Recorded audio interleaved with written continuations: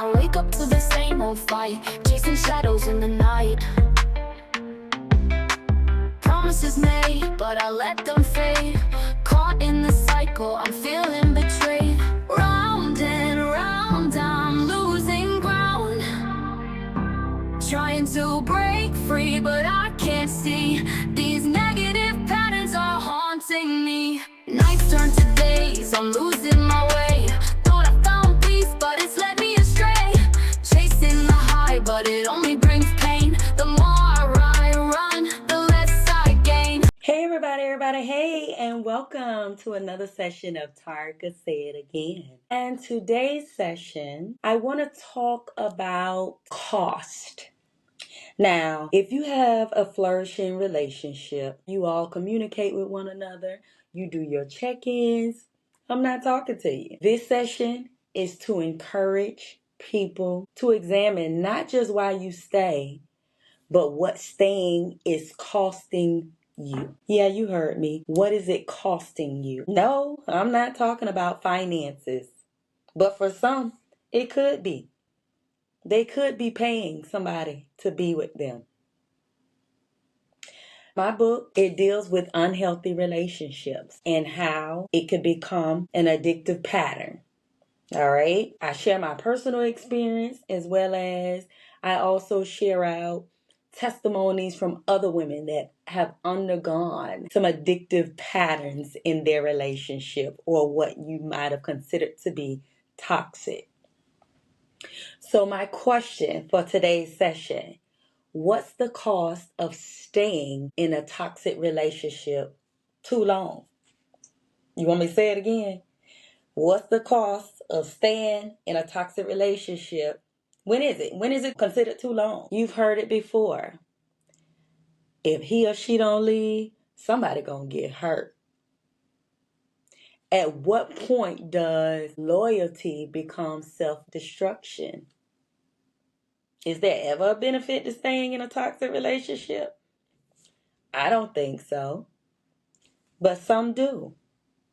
Or at least their actions feel as such. Or do the costs always outweigh the reward? Now, I want to talk about the pros and the cons. I just said, is there a benefit? Is there considered a pro? I'm going to say a possible pro that people believe they have when they are in these relationships. We'll say some common reasons people convince themselves to stay. 1, temporary financial stability. We've talked about this before, and you will hear some of the things that we've discussed in various sessions. So 1, being temporary financial stability. For some, that might be a pro. 2, keeping the family together for the children. But that leaves me with a whole bunch of other questions, because is it really good to keep the family together if y'all fighting in front of the kids? If y'all always arguing and degrading one another? Is that really good? Or is that harmful and detrimental to your child's psyche? 3, not being alone. Just wanting to have that body there. 4, comfort with familiarity. That's a key word we've dealt with before, in depth. 5, hope that the other person will eventually change. And we know we can't change nobody now. The change will come when they're ready, when they want to. 6, y'all have this shared history. Y'all go way back. Y'all done invested some time. So shared history and emotional investment. That's 6. 7, avoiding the pain of starting over. You know, I don't want to have to start over again. Learning somebody all over again. What they like, what they don't like. I've given about 7, and I'm sure you have some of your own. What could be considered a pro? But the thing about it, they provide short-term comfort. They don't resolve the long-term problem. It's not helping anything. So now let's talk about the cons, or we'll say the real cost. 1, loss of self-worth. And confidence. Increased anxiety. That's 2. The anxiety, the depression, or the chronic stress. Just out here stressing what he or she's doing. Where are they? Who are they doing? We can go on and on. 3, walking on eggshells every day. Don't really know what to say because it might make your partner upset. That was a thing for me. I'm like, I had to think about that thing. Like, why? Why am I doing this? If this supposed to be my house too. How you get to walk around the house with your chest puffed up, say what you want, but I can't walk around the house with my chest puffed up? Huh? No, that's the problem. We should be able to equally speak our mind respectfully. Yeah. Listen as you want me to listen to you. 4, teaching your children unhealthy relationship patterns. And that's kind of what I said when we talked about those pros. When I say, is it really because you stand together for the children? Or you'll wait till they get older? Is it really a pro? So now we got it where it belongs, over here in the con section. 5, losing years that could have been spent healing and growing. You're just wasting time arguing with the person, competing with the person. 6, emotional exhaustion. Yes, just mentally draining. All this back and forth. 7, isolation from family and friends. You've heard stories.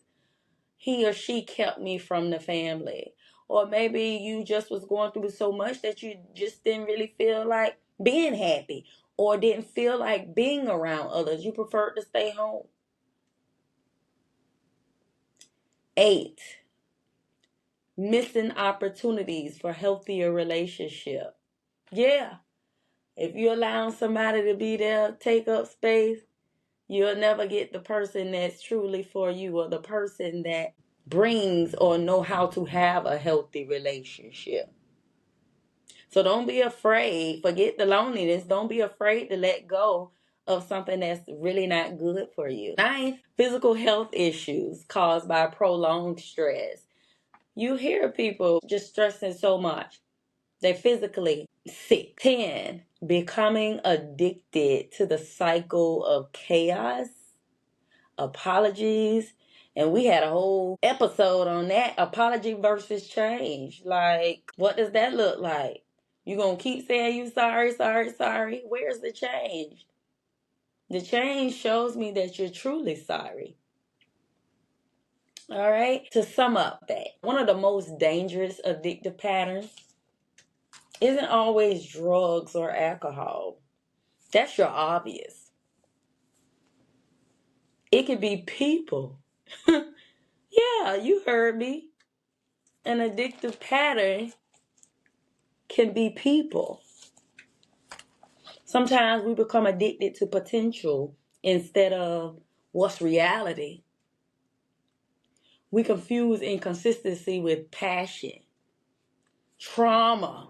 We talk about them trauma bonds. Trauma with love.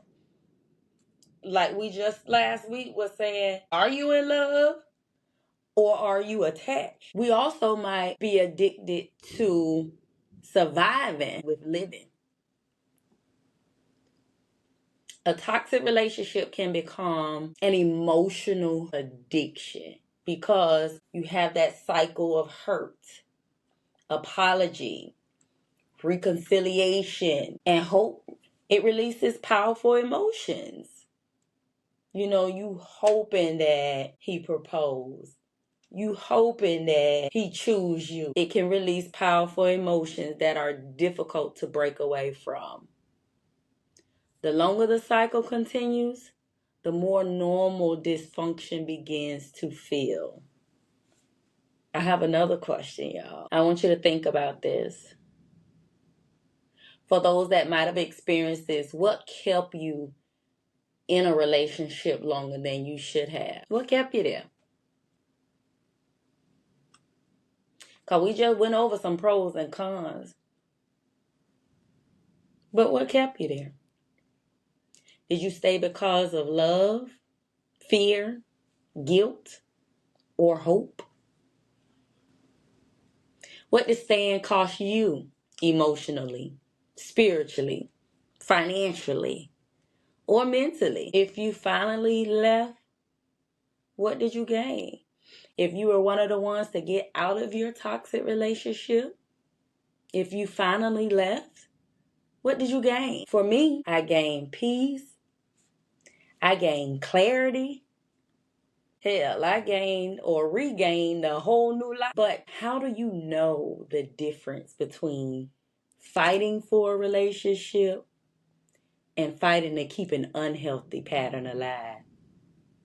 How do you know the difference between the two? Because automatically a person might just say, you got to fight for your relationship. Yeah. But is it one on a positive path? Or is it one on a negative path? Or as we say, toxic or unhealthy path? That would be the question. That's what you want to find out first before you encourage somebody to fight for it or to stay. Find out what's really going on. What's the root of the problem? Think about this. Every day that you stay in a toxic situation, you're paying something. The question isn't whether there's a cost, because we know you're paying something. It's whether the price is your peace. In Addictive Patterns, my book, I remind readers that healing begins when we stop normalizing what hurts us. Oh, that's just such and such. Oh, that's just how he is. Okay. That don't mean I have to deal with it. That don't mean I have to accept it. So again, let's stop normalizing what hurts us. Let's talk about it. Let's speak on it. Let's see how we can make some corrections. Let's break the pattern. Because breaking the pattern isn't about giving up on, say, love. It's about refusing to give up on you. Putting you first. I say all the time, women, if you're not okay, guess what? Look around. You think your household gonna be okay? Hopefully, you all got something out of today's session. Please do not forget to like, share, and subscribe to iHeartRadio, YouTube, and Spotify. Have a good one.